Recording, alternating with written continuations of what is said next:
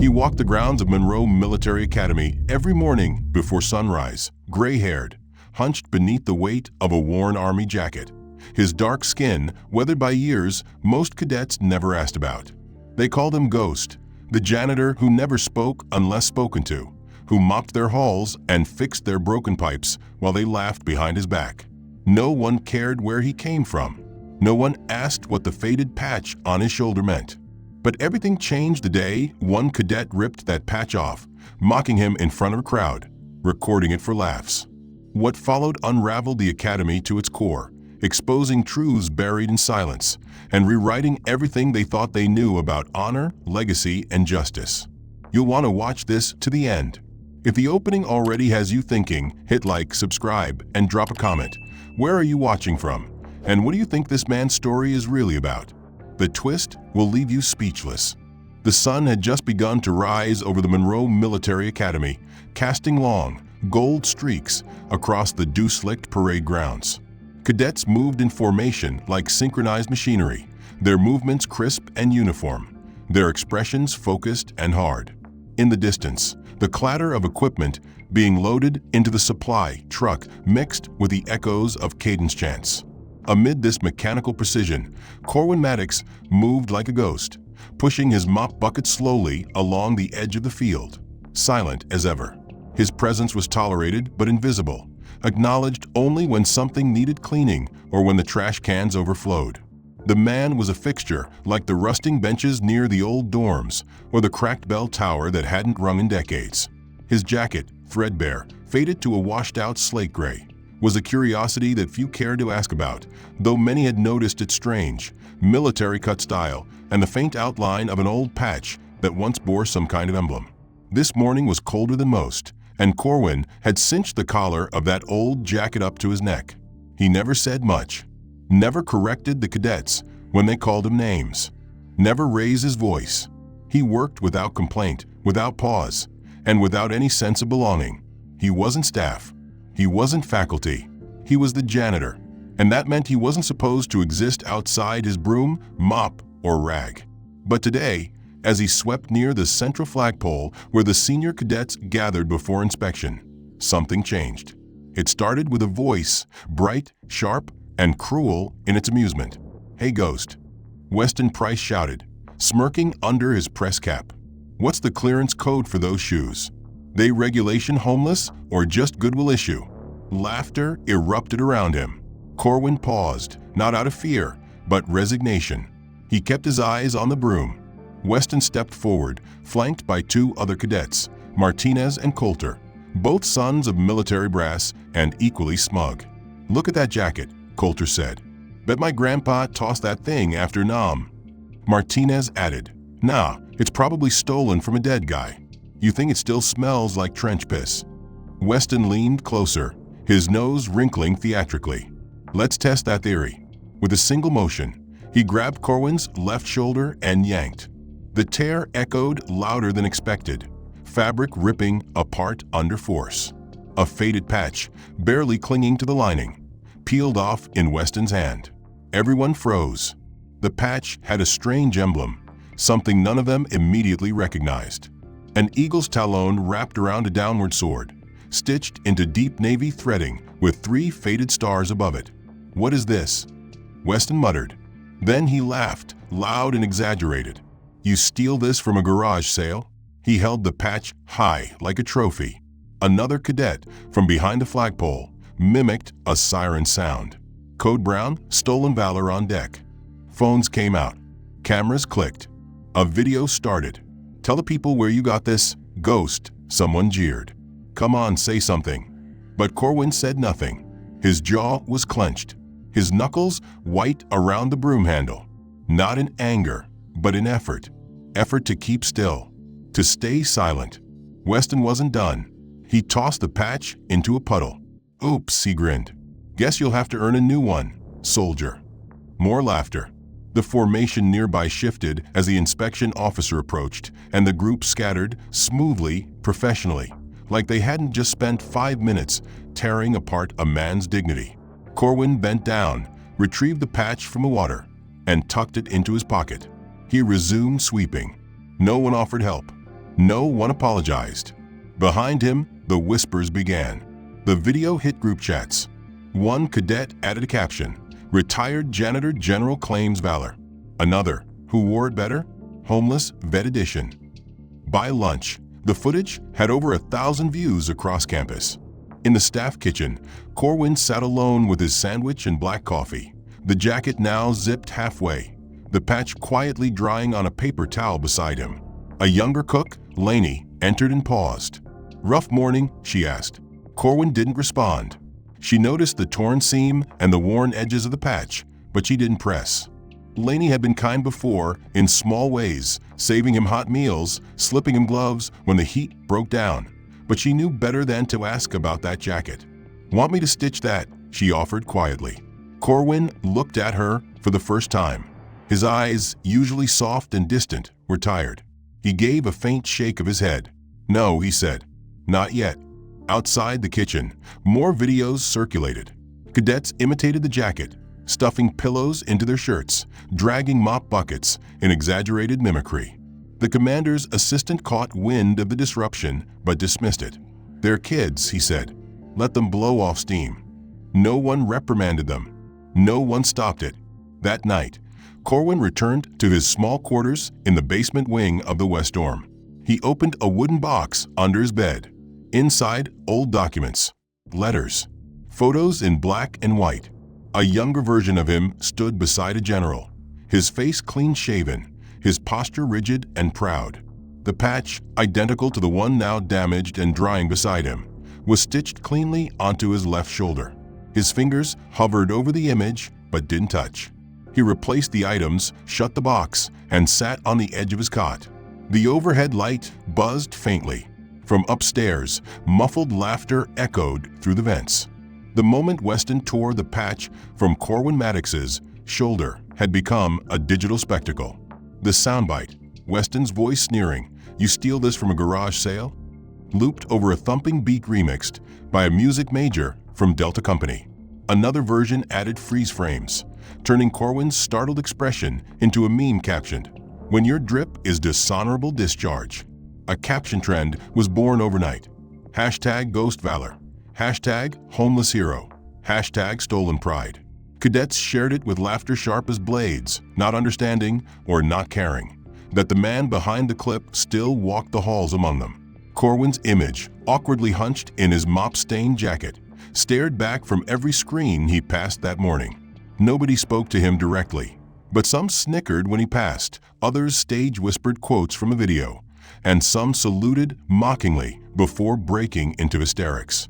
A pair of junior cadets passed him near the faculty parking lot and dropped a torn piece of denim in his path. "Lost your uniform again, Sergeant?" one of them jeered before vanishing into the crowd. The entire culture of the campus shifted around the footage, like gravity bending toward a black hole of cruelty. Even those who didn't join in the bullying avoided Corwin, afraid of becoming targets themselves. Silence became complicity. By midday, the footage had been uploaded anonymously to a public military satire page, one that routinely shared memes from various academies. The caption read, "When the custodians seen more action than you," with a laughing emoji and fire emoji. The comment section flooded with reactions, most mocking, some enraged, a few confused. One user wrote, "That patch looks real. Anyone know the unit?" But the question was buried beneath layers of ridicule and sarcasm. Inside the mess hall, Weston Price sat at the center table, flanked by his usual entourage. His phone was propped up against a cup of pudding, looping the video like a trophy on display. "You guys, pause it right there," Weston said, tapping the screen. "See the way his face drops when I rip it off? That's the moment he realizes he's not special." Laughter erupted around him. Across the hall, Corwin stood near the exit with a tray of cleaning supplies, watching in silence as they ridiculed him. Weston looked up, made direct eye contact, and raised his glass in a toast. "To perception," he said, loud enough for the room to hear. "Because you can serve all the soup you want, Ghost, but if you look like that, nobody's listening." Some cadets clapped. Some turned their heads. Nobody stopped him. Later that afternoon, during Leadership Ethics, a mandatory seminar held in the main lecture hall, Weston was assigned to deliver a presentation on the importance of image in commanding respect. Standing confidently at the podium in full dress blues, he projected a slideshow titled, "First Impressions: The Battlefield Within." Midway through, he clicked to a paused frame from the now infamous video. The image filled the wall-sized screen, Corwin mouth slightly open, the torn patch dangling from Weston's fingers. A collective gasp moved through the room, not from shock, but from how brazen it was. Weston didn't flinch. "Now this," he began, gesturing to the screen, "is why perception matters. What you wear, how you carry yourself. Because whether you like it or not, authority begins with appearance. Would you trust this man to lead you into combat?" He paused, knowing Corwin was standing quietly at the back of the hall near the janitor's supply closet, emptying trash cans. "Would you follow him?" Weston continued, his voice syrupy with fake sincerity. "Or would you hand him a mop and say, 'Stick to your lane'?" The class was silent, stunned, not because they disagreed, but because no one had ever said it so openly. Weston clicked to the next slide and kept going like nothing had happened. Corwin didn't move. He emptied the trash, tied the bag, and exited without a word. As the door swung shut behind him, a single cadet turned his head slightly to watch him leave. Briar Caldwell, second-year cadet from Georgia, furrowed her brow but said nothing. She had watched the video, laughed once, but something about the way Corwin walked, silent, steady, and untouched by all their noise, had made her pause. She didn't know why, not yet. Outside, Corwin walked behind the East Barracks toward the maintenance shed. He kept his eyes low, his pace even. He wasn't ashamed, not of the jacket, not of the patch, but he felt hollow, like a man out of time, out of place, and without anchor. He had worn that jacket in the coldest winters of the Balkans. It had been stitched by a field nurse during a blackout in Kandahar. He had taken shrapnel in that jacket. He had been decorated wearing it. And now it was just a meme. Inside the supply shed, he sat on an overturned crate and pulled the patch from his pocket. He smoothed it gently with his thumb. He didn't cry. He hadn't cried in 27 years. But he sat still for a long time, long enough for the light to shift. He didn't know what was worse, the boys laughing at his pain or the men who let them. Upstairs, Weston closed his laptop with a satisfied snap and walked out of the lecture hall like he'd just delivered a campaign-winning speech. He felt untouchable, like every laugh had affirmed his place at the top of the food chain. One cadet had even uploaded a deep fake of Corwin speaking at a fake Valor Summit, a voiceover layered with distorted mumbling that mocked the cadence of a senile war veteran. It went viral on the Academy's internal page. Commanders didn't stop it. Staff laughed under their breath. Some even forwarded it. That was the part that burned the deepest, not the taunts from youth, but the quiet tolerance from grown men who should have known better. Corwin didn't respond. He scrubbed floors. He polished brass. He changed filters and kept toilets from flooding. He did everything asked of him without question, despite the mounting disrespect. But that morning would be different. A line of black sedans pulled up outside the administration hall just before noon. The Monroe Military Academy's annual donor tour had arrived. Executives, war veterans, and public figures interested in maintaining the Academy's elite status. Among them were senators, CEOs, and a retired general known for his fundraising prowess. The event was always tightly managed, cadets briefed down to their hand gestures and eye movements. Uniforms were double-checked, haircuts inspected, boots buffed to mirrors. The buildings were swept clean top to bottom. This year, the staff had been instructed to minimize visibility, which meant workers like Corwin were expected to vanish during the tour windows. But nobody had told him. He had been finishing HVAC maintenance in the west wing of the dorms when the delegation approached, unscheduled and ahead of time. Corwin was crouched down, reassembling a filter unit, toolbox open and parts spread across the floor. His jacket was stained, as always. His hands were dirty. He was humming softly to himself when the voices rounded the corner. Laughter, polished shoes, perfumed coats and coats with medals. The delegation turned into the corridor and froze as they saw Corwin. The lead commander accompanying the tour, Major Halberd, immediately stepped forward, jaw clenched. "Excuse me," he snapped. Corwin looked up. "I'll be done in a minute, sir," he said calmly. Halberd's voice rose. "You're not supposed to be here." "I'm just finishing the—" I said. "Step aside," Halberd interrupted. "Now." Corwin gathered his tools as quickly as his old joints allowed. "Sorry, sir. I wasn't notified of the change en route."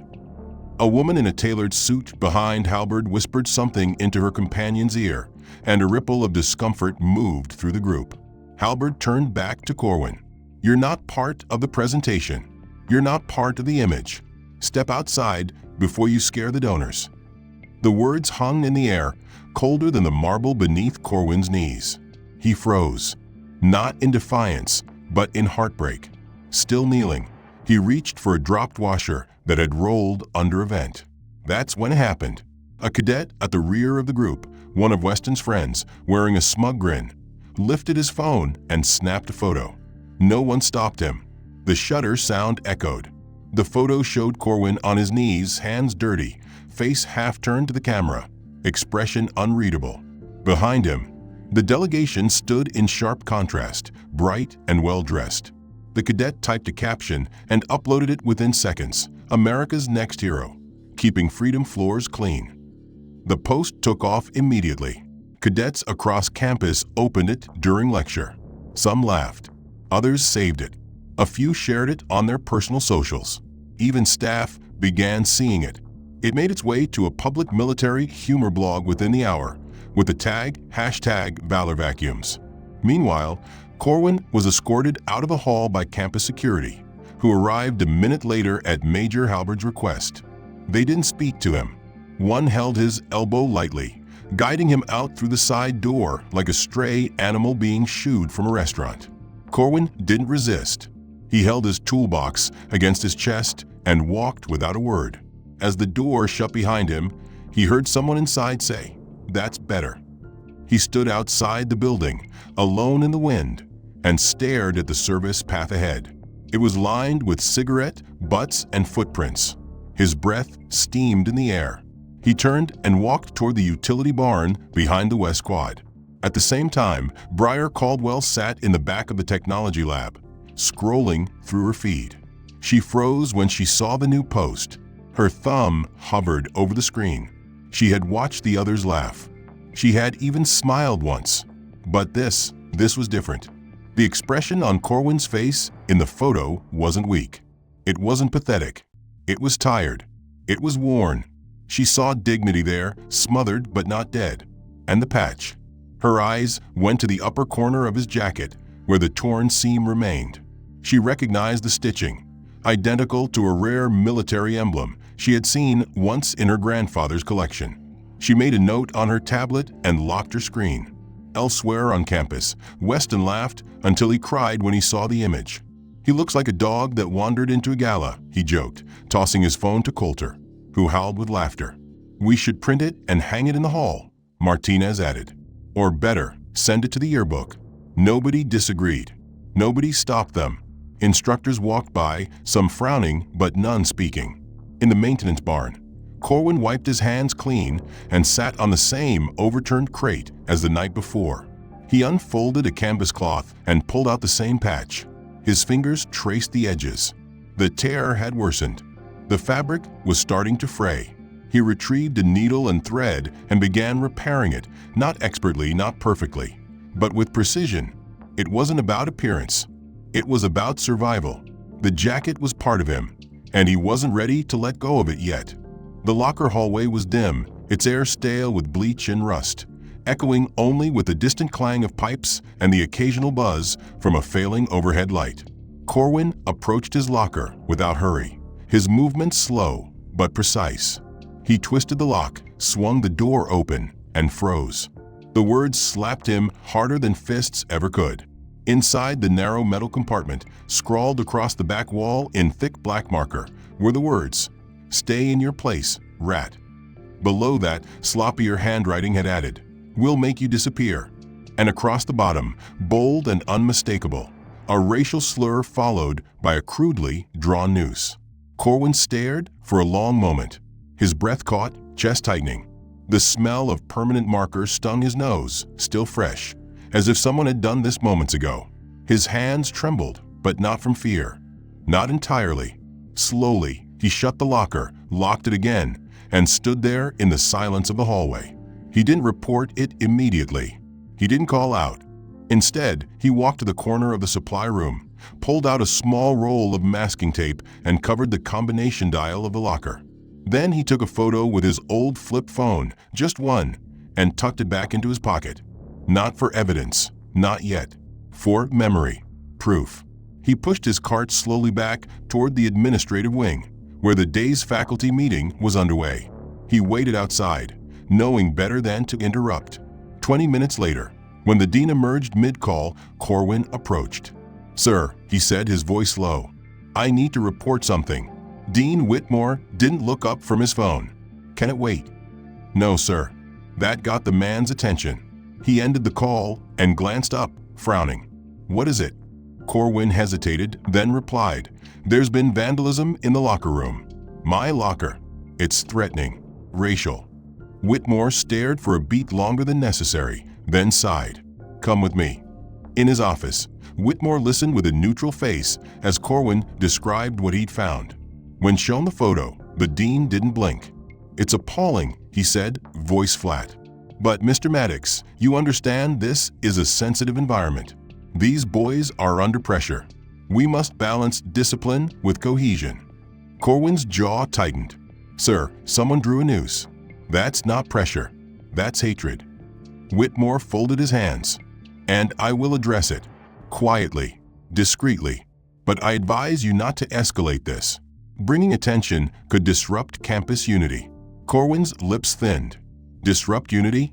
"Yes," Whitmore said, standing. "We're preparing these young men to lead. Sometimes that means overlooking certain behaviors for the greater good. We will clean the locker. You should avoid the East Wing until further notice." The meeting ended. Corwin left without another word. As he walked back to the maintenance wing, the silence in the hall seemed sharper than before. The cadets who passed him didn't speak. Some stared. A few smirked.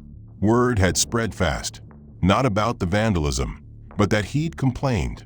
The message had been received. He'd stepped out of place. And now the game would escalate. By midday, the mop bucket he kept outside the main auditorium had gone missing. He found it 15 minutes later, behind the stage curtains. Half full. The stench hit him first. Someone had urinated in it, deliberately. The water had gone yellow and foul, and a used tissue floated near the rim like a sick flag. He didn't flinch. He stared at it, exhaled, and walked to the back storage room to get another bucket. He didn't report this one. He didn't bother. The lines had been drawn, and the adults were unwilling to act. He dumped the bucket, scrubbed it clean, filled it with fresh water, and returned to work. Elsewhere, Briar Caldwell sat in the digital library, staring at a redacted PDF file. The patch symbol she'd entered had pulled up a restricted archive. Most of the document was blacked out, but the few visible phrases were chilling. Tier 1 Black Ops, Fallujah operation confirmed, unlisted recipient, commendation classified. She traced the image at the top, the same eagle's talon and downward sword, exactly what she'd seen on Corwin's torn patch. Her heart pounded. She copied the image and saved it under an encrypted folder. Her roommate, Lacey, leaned over. "Why are you researching Ghost?" Briar hesitated. "I think he's not who they say he is." Lacey scoffed. "He's a janitor, Briar. A weird one." "No," Briar replied, eyes never leaving the screen. "He's more." That evening, Corwin finished his shift without complaint. He walked back to his room through the shadowed service tunnels beneath the West dorms, carrying the same silence with him that he'd worn all day. The jacket was slung over his shoulder, and in his hand he held the newly stitched patch, now repaired but still stained from the puddle Weston had thrown it into.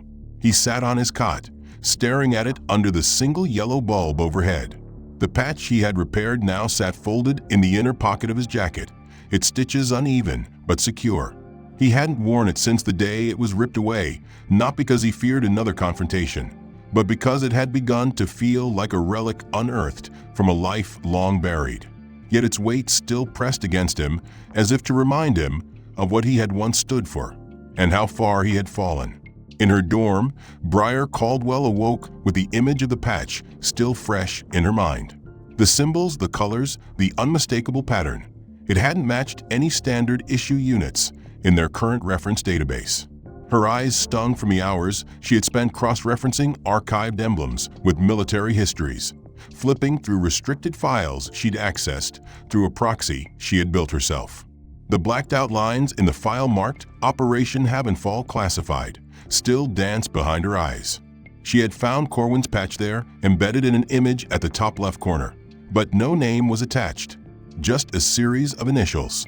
She knew she was close to something real, something important. The man everyone mocked wasn't just a janitor with a strange coat. He was someone, and she was determined to find out who. Briar leaned over her side desk, unzipping the duffel bag she kept beneath her bed. From a small compartment, she pulled out the patch she had retrieved 3 days earlier from a hallway floor. It was crumpled, but intact. She placed it beside the image on her screen and studied them both under the pale glow of her desk lamp. Same talon, same blade, same triple star arc, but hers looked older, aged by sun and sweat and weather. As she sat back in her chair, her roommate Lacey stirred in the next bed. "You're still on that?" Lacey muttered. "Briar, it's just a patch. The guy's a ghost janitor. What do you think you'll find?" Briar's eyes never left the screen. "That he's not a ghost," she said softly. "He's a shadow. Shadows have stories." After breakfast formation, Briar stopped by the research lab under the pretext of picking up a lab result sheet. Instead, she accessed one of the admin terminals while the room sat empty. She had built a mirror script the night before, allowing her to pull archived internal emails from a secure drive. She typed Maddox and hit enter. Nothing. She tried Operation Havenfall. One result blinked back, marked Redacted Access, Authorization Level 7. She clicked on it. The page loaded a warning. "This record is sealed under federal classification. Unauthorized access will result in immediate disciplinary action and/or expulsion." She hesitated, then entered a bypass string. It failed. She tried again. The screen blinked once. Access denied. Minutes later, her tablet buzzed. A new message from Academic Registrar. Subject: Account flagged. The message read, "Cadet Caldwell, your user credentials have been flagged for unauthorized access attempts on restricted files. Further violations may result in disciplinary review or expulsion. Please confirm your understanding of Academy Digital Integrity Policy." Her stomach dropped. She clicked out, logged off, and sat back in her chair, heart racing. Someone knew. They were watching.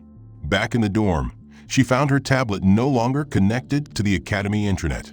Access suspended, the screen informed her. Lacey raised an eyebrow. "What did you do?" Briar didn't answer. She slipped the patch into a secret fold inside her uniform jacket and went silent. If they wanted her to stop, that meant there was something worth finding. Meanwhile, Corwin was finishing up repairs on a leaking water pipe in the North Barracks. A passing cadet muttered under his breath, "Check his jacket. Might be smuggling nuclear codes." Another laughed. Corwin kept working, wiping grime from the joints with slow, deliberate precision. He no longer expected kindness. But that didn't mean he stopped hoping for it, even if it only came from silence. As he packed up his tools, he noticed Briar in the distance, standing still, watching him. She wasn't laughing. She wasn't whispering. She was studying him like a person studies a monument whose plaque had been scraped clean. That evening, Briar made her way to the supply barn, the one tucked behind the faculty parking lot where Corwin often took his dinner break. She waited near the side door, heart hammering. When she heard the soft creak of boots and the shuffle of the mop bucket, she stepped forward. Corwin paused, eyes narrowing as he saw her. "Sir," she said, unsure why she had called him that. "Habit, respect, truth. I think I found something that belongs to you." She held out the patch. Corwin didn't reach for it immediately. He studied her face. "You don't want to be seen with me, cadet," he said. "It doesn't end well." "I know," Briar replied, But I don't think you're who they say you are. I think you're more." Corwin said nothing. Then, gently, he took the patch and folded it between his fingers. "Some things are best left buried," he murmured. "But thank you." Breyer didn't leave. "They locked my access. They know I'm looking." Corwin looked up. For the first time, there was something in his eyes besides quiet patience. There was warning. "Then stop looking," he said, "or they'll come for you too." Breyer shook her head. "I'm not scared." "Then you're not paying attention," Corwin said, stepping back into the barn. "Go home, cadet. You've done enough." But as the door closed, something unspoken passed between them. He didn't want her involved, but he also didn't turn her away. As the sun rose pale and gray over the west dorms, Corwin reached for his keycard to access the maintenance wing like he had for nearly 3 years. The red light on the scanner blinked. Denied. He tried again. Denied. A second later, his phone buzzed in his pocket. A system alert. Access privileges revoked. The message offered no explanation, only an internal code and the phrase, "Pending administrative review." Corwin stared at the screen for a long time, not because he didn't understand what it meant, but because he did. They were shutting him down. Quietly, thoroughly, and with intent. Behind him, 2 security officers appeared in near silence, their posture non-threatening, but their presence unmistakable. "Mr. Maddox," one of them said not unkindly, "you've been temporarily suspended from your duties. You'll need to accompany us to clear out your locker and turn in your badge." "On whose orders?" Corwin asked, not moving. "Administration," the second officer said. "That's all we're allowed to say." Corwin didn't argue. He handed over the badge, gathered his things under their watchful eyes, and left without a word. By the time students arrived for first bell, the man known as Ghost was gone, as if he had never existed at all. At nearly the same moment, Breyer Caldwell received a summons via email from Cadet Affairs. The subject line read, "Urgent. Discussion of research conduct." She felt the temperature drop in her chest. She stood, gathered her files, hard copies only now, and walked to the administrative hall with steady, quiet steps. The office that awaited her was cold and windowless, lit by fluorescent panels, and dominated by a desk far too large for the narrow space. Behind it sat Lieutenant Administrator Rames, a woman with sharp eyes and a voice like marble scraping steel. "Cadet Caldwell," she said without looking up, "have a seat." Breyer did. "It has come to our attention," Rames continued, "that you attempted to access restricted materials related to military personnel and classified operations." Breyer said nothing. Rames looked up. "You will not deny it?" "No, ma'am," Breyer answered. "I won't." Rames tilted her head. "You do understand that such actions fall under federal cybersecurity violations and are grounds for immediate dismissal?" "I do," Breyer said evenly. "But I think there's something important buried in those files. Someone important. And I don't think he deserves what's happening to him." Rames leaned forward, eyes hard. "You don't get to decide what's important, cadet. You're here to learn, not to expose ghosts from old wars. Whatever he was, he isn't anymore." Breyer clenched her fists. "That's not true." "It doesn't matter," Rames said coldly. "This is your warning. Continue pursuing this, and your future in uniform ends now. No appeals. No ceremony. Just gone." Breyer left the room without speaking again. Her ears burned. Her stomach twisted with fury. She returned to her dorm, locked the door behind her, and pulled every printed document she had from beneath her bed. She didn't log into the network. She didn't risk another digital trace. Instead, she used a burner drive she had bought with cash during a school break. It wasn't perfect, but it was safe enough to hold the pieces she'd uncovered. The patch, the redacted Haven Falls summary, the transcript of a declassified mission brief where a soldier with the initial CM was mentioned rescuing an entire platoon under chemical fire. She scanned in everything, labeled the files, encrypted the folder under a false utility directory, and removed the drive. She stared at it for a long moment, then taped it to the inside of her boot. If they searched her room, they wouldn't find it. But if she was expelled, at least she'd walk out with the truth under her feet. Back on the other side of campus, Corwin sat at a public bus bench outside the academy gates, his duffel bag beside him and his patched jacket folded in his lap. He hadn't received a formal explanation, only vague phrases: conduct under review, administrative discretion, pending review. He knew what it meant. Someone with power had made a call. Likely not because of the locker graffiti or the urine in the mop bucket or even the viral video. It was because someone was getting too close. Someone was asking the wrong questions. And now they were cleaning house before the wrong answers came to light. He opened his jacket and stared at the patch. It was nearly threadbare now, barely holding on by the new stitches. He had carried it across deserts, jungles, frozen tundras.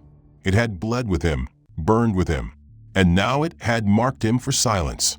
Again, inside the dorms, Briar received another text from an anonymous number. Stop digging or get buried. She showed it to no one.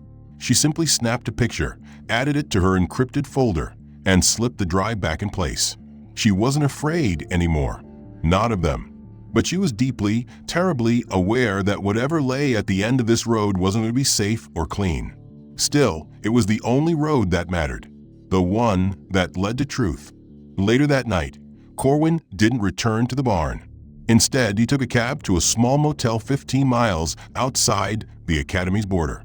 He paid in cash, used no ID, and took a corner room with a broken heater. He unpacked only the essentials: his jacket, his shaving kit, the old envelope with the names. Then he placed the jacket on the bed, smoothed the fabric flat, and took a photo. Not for nostalgia, for insurance. If they were going to erase him, he wanted to leave a trail they couldn't scrub clean. His last known deployment involved the classified fallout of Operation Havenfall, a name Briar Caldwell knew intimately well by now. And without anyone realizing it, Cross's next mission had already begun, long before he stepped through Monroe's gates. Inside the cadet lounge, a group of seniors had gathered for downtime, their phones out, their voices buzzing around a familiar viral clip. Weston Price stood front and center, retelling the story of the jacket, mimicking Corwin's posture, hunching his shoulders and dragging a mop across the floor while everyone laughed. The video played on loop behind him, projected on a smart screen, slowed to capture the exact moment Weston tore the patch from Corwin's shoulder. Right there, Weston said, pausing the screen with dramatic flair. Look at that face, like I just snatched his soul. A few cadets chuckled. One mockingly saluted. Another said, should have handed him a medal for patience. At that moment, the door opened. A major stepped in briskly, face pale. Attention, he barked. The cadets scrambled upright, their laughter dying instantly. Into the room stepped General Cross, expression unreadable. He didn't speak right away. He glanced around the room, his gaze sharp, calculating. Then his eyes landed on the screen. The freeze frame, the patch, the jacket. He didn't blink. He stepped forward slowly, as if his legs moved against a sudden gravity. Rewind that, he ordered. A cadet fumbled with the tablet, fingers shaky. The clip played again, Corwin being mocked, the patch being ripped, the laughter rising. Cross held up a hand. Pause. He stared at the patch, the insignia half visible through the blur. And then he spoke, quiet but thunderous. Where's the man in this video? No one answered. The aide who had followed him hesitated. Sir, that's just the janitor. Cross's voice snapped. Just the janitor? He turned to the aide, face darkening. That's Master Sergeant Corwin Maddox. He carried me out of Fallujah after my transport took an RPG. He went back under fire to save 3 more. He wasn't supposed to be there, but he was, because that's who he is. The room went silent, dead silent. Weston opened his mouth, but nothing came out. Cross stared at him with withering contempt. You took his patch, Cross growled. You laughed at him. You filmed it. And you thought that made you superior. He looked around the room, eyes flashing. Every one of you failed before you ever set foot on a battlefield. A stunned hush hung over the cadets. Cross turned to his aide. Get me the headmaster. Get me security footage. And find Maddox. Now, across campus, Briar sat on a bench near the quad, her encrypted drive pressed flat against her ankle. She'd heard rumors swirling since morning, talk of black SUVs, a sudden inspection, instructors scrambling. She didn't connect it until her phone buzzed with a text from an unknown number. It read, "He knows. It's happening." Her pulse quickened. She didn't recognize the sender, but she didn't need to. Whoever it was, they weren't warning her to run. They were telling her the storm had finally broken. At that same moment, Corwin sat quietly in the lobby of a local VA office where he had gone to request a copy of an old service citation. He had just received the printed certificate, dated March 2005, recognizing his valor during Operation Havenfall. He was about to leave when his phone vibrated, an unknown number. He ignored it. It rang again. He answered. "This is Maddox." "Sergeant," came the voice of General Cross himself, steady and unmistakable. "We need to talk. Immediately. I'm coming to you." Back at Monroe, chaos had begun to take root. Cross was not subtle. He marched through the administration hall like a storm incarnate, demanding files, printouts, service rosters, every report tied to Corwin's tenure at the academy. Headmaster Whitmore stammered through half-answers, stalling with phrases like procedural misunderstanding and disciplinary clarity. Cross cut through the excuses like wire. "You suspended him? For what?" "There were incidents, sir." "You mean vandalism, harassment, racism, and you punished him for it?" "Sir, we were trying to maintain order." Cross's voice went low. "Order without honor is cowardice in a pressed uniform." Behind them, cadets listened from hallways, faces pale, words caught in their throats. When Corwin returned later that afternoon in a black SUV with Cross at his side, the effect was immediate. Students stopped in place. Staff backed away. The man they had ignored, mocked, degraded now, stepped back onto campus with the backing of the highest authority in their world. Cross addressed the assembled faculty and cadets directly, his words cutting. "This man saved American lives when many of you were still playing with toy soldiers. He has endured humiliation with a dignity none of you could fake. And you broke him down because he didn't tell you who he was? Because his jacket was old." He looked at Weston. "You, Price, tore a symbol that earned its place through fire and blood, and you posted it like a joke." Weston shook, pale as ash. Laughter had turned to silence. A storm had passed through the academy in the form of a general, and what remained was a raw, exposed truth too big to ignore. The announcement for morning assembly was issued earlier than usual, with orders for full dress uniform and mandatory attendance, cadets, faculty, and support staff included. No one dared ask questions. No one dared be late. On the quad, the cadets stood in neat columns, their polished boots clicking against the wet stone as they assembled. Their eyes were forward, but many darted uncertain glances toward the administrative building, where a stage had been hastily erected. A podium stood in the center, flanked by two flags, the Academy's crest and the Stars and Stripes. Behind the podium stood General Cross, arms behind his back, expression granite. Next to him, in sharp contrast to the gleaming medals and ceremonial uniforms around him, stood Corwin Maddox. His jacket, though still faded, bore the patch once more, now restitched and straightened with meticulous care.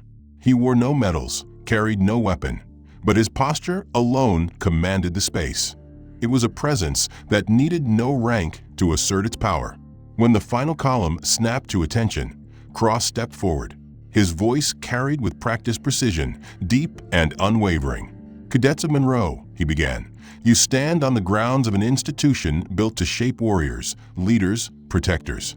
Yet in the shadow of that mission, something rotten took root. A man who served this country with distinction was mocked, degraded, and nearly erased, not by enemies, but by his own country's future officers." The silence across the quad was absolute. "This man," Cross continued, gesturing to Corwin, "is not a janitor. He is not a joke. He is Master Sergeant Corwin Maddox, recipient of the Bronze Star, Silver Star, and multiple commendations for acts of valor under direct enemy fire. He was embedded in 3 classified operations where he saved lives, disarmed explosives with his bare hands, and volunteered for missions deemed too dangerous for standard forces. A murmur rippled through the crowd before being silenced by Cross's next words. He carried me out of Fallujah when I had a broken spine and no cover fire. He went back into the smoke to pull out others. He was never supposed to be there, but he was, because duty meant something to them. Cadets shifted uneasily, their eyes wide. Cross stepped down from the podium and stood before the front row. "And yet," he said, voice lowering, "you tore the patch from his shoulder. You filmed his humiliation. You made him a meme." He paused. Weston Price. The name cracked the silence like a whip. Weston flinched, his face pale. Front and center, Cross commanded. Weston stepped forward, hands trembling. "Bring the patch," Cross said. A cadet handed it to Weston, the original patch, now cleaned and ironed. Weston walked toward Maddox, each step slower than the last. He looked up once. Maddox said nothing. His eyes were steady, unreadable. Cross stepped beside him. "Return it." Weston extended the patch with shaking fingers. "Say his name," Cross said. "Say it correctly. Say it loud." Weston swallowed, voice cracking. "Master Sergeant Corwin Maddox." Louder, Cross snapped. Weston looked up at the sea of cadets watching, then back down. "Master Sergeant Corwin Maddox," he repeated, louder this time, though his voice trembled. "Say you're sorry," Cross added. "Sir," Weston started. "Say it," Cross barked. "Now." Weston's shoulders slumped. "I'm sorry, Master Sergeant Maddox," he said, the words stumbling out. "I didn't know who you were." Maddox didn't move. He didn't nod. He didn't accept.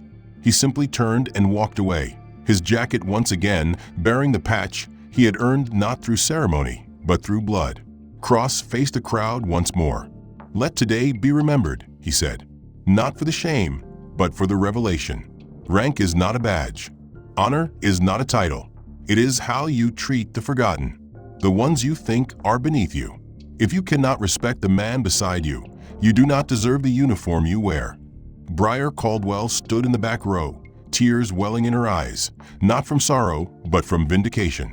She looked around at the faces of cadets who had mocked, who had laughed, who now stood in stunned silence. She had fought to uncover Maddox's truth, and now it was being shouted for the world to hear. Later that day, an official Academy bulletin circulated with a new headline: "Maddox recognized as war hero. Academy to initiate conduct review." Rumors swirled that several cadets, including Weston, would face formal disciplinary hearings. Whitmore had gone suspiciously silent. The administration refused to comment further. But the message was clear. The tide had turned. Corwin didn't return to the maintenance wing. He didn't need to. His story had stepped into the light. That evening, as the sun dipped behind the hills, he stood near the old bell tower and looked out over the campus. Briar joined him, not speaking at first. Then she said, "They're talking about building a memorial." Corwin nodded. "They should build a mirror," he said, "so they don't forget what they looked like before today." She smiled faintly. "You could have told them who you were from the start." He looked at her. Would they have listened? She didn't answer. The cadets filed back to their dorms differently that night, quiet, introspective, changed. They had seen something that could not be unseen. Not just a man reclaimed, but an entire belief system overturned. Maddox hadn't earned respect through spectacle or reputation. He had earned it by enduring. Cadets whispered in corridors, instructors scrambled to revise lectures, and the administrative wing went on full lockdown, its phones ringing off the hook. What had started as an internal reckoning exploded outward by mid-afternoon, when a cadet anonymously leaked the assembly footage online. The video, complete with Cross's speech and Weston's public humiliation, spread like wildfire. By nightfall, national news outlets were running the story. Decorated war hero mistaken for janitor, subjected to bullying, finally revealed by a commanding general. The backlash was immediate and unforgiving. Weston Price was the first to fall. At an emergency conduct review held behind closed doors, he was stripped of his command privileges, suspended from the Cadet Council, and placed on disciplinary probation for the remainder of the academic year. The decision wasn't unanimous. Some of the board hesitated, citing his academic record and family connections. But Cross made the final recommendation. and no one had the spine to oppose him. Weston left the meeting pale and speechless, his swagger gone, replaced by a silence that clung to him like smoke. He packed his things that evening under the watchful eyes of his roommates, who now regarded him not as a leader, but a liability. His name, once synonymous with influence, had become shorthand for arrogance unchecked. Cadets avoided his gaze in the hallway. Some even whispered that he might leave before the semester ended. Several other cadets received formal warnings and mandatory community service assignments. Coulter and Martinez, Weston's closest allies, were barred from participating in leadership training for 6 months and reassigned to maintenance duty under Corwin's supervision. It was a decision as symbolic as it was corrective. Their first assignment was polishing the same corridor floor where the viral video had been filmed. Briar Caldwell passed them once, her eyes cool and unreadable.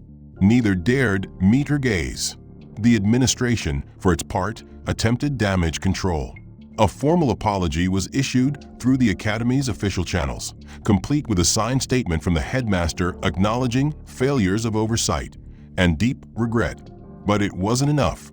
The public wanted more than words. They wanted consequences. Journalists dug deeper, uncovering past complaints buried under bureaucracy, anonymous tips from former staff about a culture of elitism, and even archived footage of cadets staging mock salutes at janitorial staff over the years. Monroe's legacy, once sterling and unblemished, now stood tarnished in the court of public opinion. By the third day, the Academy was under investigation from both a military ethics commission and the Department of Defense's Office of Diversity and Inclusion. Cameras appeared near the front gate. Reporters lined up outside trying to get a glimpse of the man at the center of it all. Corwin Maddox, however, stayed silent. He declined interviews, refused comment, and continued to wear his repaired jacket without ceremony. When asked by one reporter outside the campus diner why he hadn't spoken out sooner, he simply replied, "I didn't need to. The truth has its own voice." General Cross remained on campus longer than scheduled. He held small briefings with senior instructors, led leadership workshops with selected cadets, and met privately with Briar Caldwell. No one knew the details of their conversation, but when Briar emerged from the meeting, her expression was steady, resolute. Later that evening, she submitted a full report on the incident, along with her documentation of the patch, the restricted file she had accessed, and a letter of recommendation from Cross himself stating, "Cadet Caldwell demonstrated the moral courage this Academy needs to survive the century ahead." Her position in the Academy was no longer in jeopardy. In fact, rumors began to circulate that she was being considered for early officer track enrollment. Meanwhile, Weston Price lived in the margins. Once celebrated for his charisma and academic achievements, he now found himself a ghost, ignored, avoided, and watched. He tried to apologize to Corwin once more, approaching him behind the gym near the maintenance garage. "I didn't know," Weston said, voice low, eyes hollow. Corwin didn't look at him. "That was a point," he replied, locking the door behind him. "You didn't want to." The weight of those words followed Weston back to his dorm, where he sat alone, staring at his reflection in the black screen of his laptop. The face looking back wasn't a leader. It was a cautionary tale. He typed out a resignation letter 3 times, but never hit send. Outside, autumn leaves gathered in corners of the courtyard, undisturbed by the footfalls of cadets now more careful, more measured in their tone. The Academy, though wounded, had been forced to reckon with itself. Instructors began integrating new modules on ethical leadership, unconscious bias, and institutional accountability. For the first time in its long history, Monroe wasn't just producing soldiers. It was trying to produce better people. Corwin continued working, though the nature of his role had shifted. He was no longer assigned to mop floors or repair vents. Instead, he was invited to guest lecture on resilience, discretion, and moral leadership. He refused the podium at first, preferring to speak informally with small groups. When asked what leadership meant to him, he said, "It's what you do when no one's watching, and how you answer when someone finally is." He remained humble, almost painfully so, despite the media's constant pursuit. He never posed for pictures, never posted online, never cashed in on the fame that others thought he deserved. He showed up, did the work, and disappeared again, just as he always had. But now, no one mistook him for anything less than what he was. A man who had given more than most could imagine and asked for nothing in return. The final weeks before graduation at Monroe Military Academy passed like the last few seconds of a long-held breath, tense, quiet, and heavy with reflection. After the public reckoning that had shattered the institution's silence, every hallway carried the weight of consequence. The cadets moved differently now, not with fear, but with an awareness born of confrontation. The jokes stopped. The arrogance faded. In its place, a kind of humility had begun to take root, hesitant but real. Weston Price no longer walked the center of the paths. He no longer entered rooms first or spoke louder than necessary. His posture had changed, not slouched, but quieter, stripped of entitlement. He kept to himself, completed every one of his service assignments without complaint, and wrote daily reflections he never showed anyone.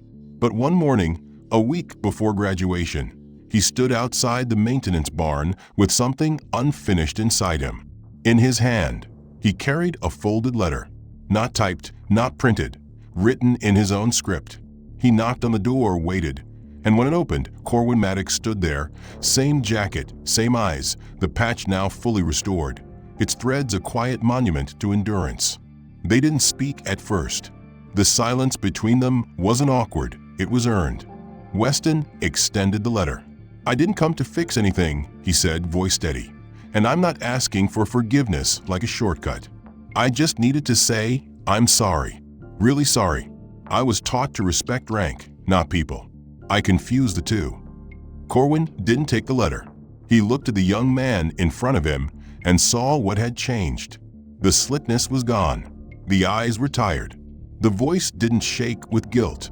It shook with realization. "You know what it costs now?" Corwin asked quietly. Weston nodded. "Some of it." Corwin studied him for a long moment, then stepped aside. "Come in. You can sit while I finish inventory." Weston entered, sat on a stool near the workbench, and watched as Maddox moved with deliberate calm, counting supplies, logging clipboard notes. The silence between them became something else, understanding. Weston didn't speak again. Neither did Maddox. When Weston left, the letter remained unopened on the bench, but Maddox didn't throw it away. He simply let it be. Graduation morning arrived under a sky so blue it felt ceremonial. The cadets stood in formation beneath the flag they now understood differently. The ceremony unfolded with pomp and tradition, but when the academy's headmaster stepped forward to announce a new tradition, an honor presented not to a cadet, but to a man whose silent strength had redefined their values, every head turned. In recognition of unparalleled service to the country and unmatched resilience within this institution, the headmaster said, "We present the Monroe Honor Banner to Master Sergeant Corwin Maddox." The crowd fell into stunned silence. Corwin didn't expect it. He hadn't wanted it. But he was already there, seated in the front row, invited by General Cross himself. When the applause began, slow but swelling, it wasn't polite, it was earned. And then something unexpected happened. Weston Price, standing tall at the edge of the stage in formal dress, stepped down, extended his hand, and said, "Sir, may I escort you?" Corwin looked at him. The moment hung between them. Then he stood. They walked together, not in lockstep, but in quiet rhythm, the sound of thousands rising around them. When they reached the stage, Corwin accepted the banner, but he didn't speak from a script. He stepped to the microphone, looked over the sea of cadet uniforms, polished shoes, and hopeful faces, and said, "Justice isn't revenge. It's change. What happened here, what I lived through, was wrong. But what you choose to do next, that's where justice starts. And not just in your ranks, or in battle, or behind orders. But when no one's watching, that's where honor lives." The silence was full, a meaningful pause. Then the applause returned, louder, deeper, echoing off every wall, not for a war story, but for the man who bore it and refused to be broken. After the ceremony, Briar Caldwell stood in the quad with her own certificate, now marked with early commissioning orders. She approached Maddox quietly, handed him a folded document, her full report signed and archived. "They'll remember now," she said. Maddox nodded. "Because of you." "No," she said. "Because of you." He smiled, brief and real.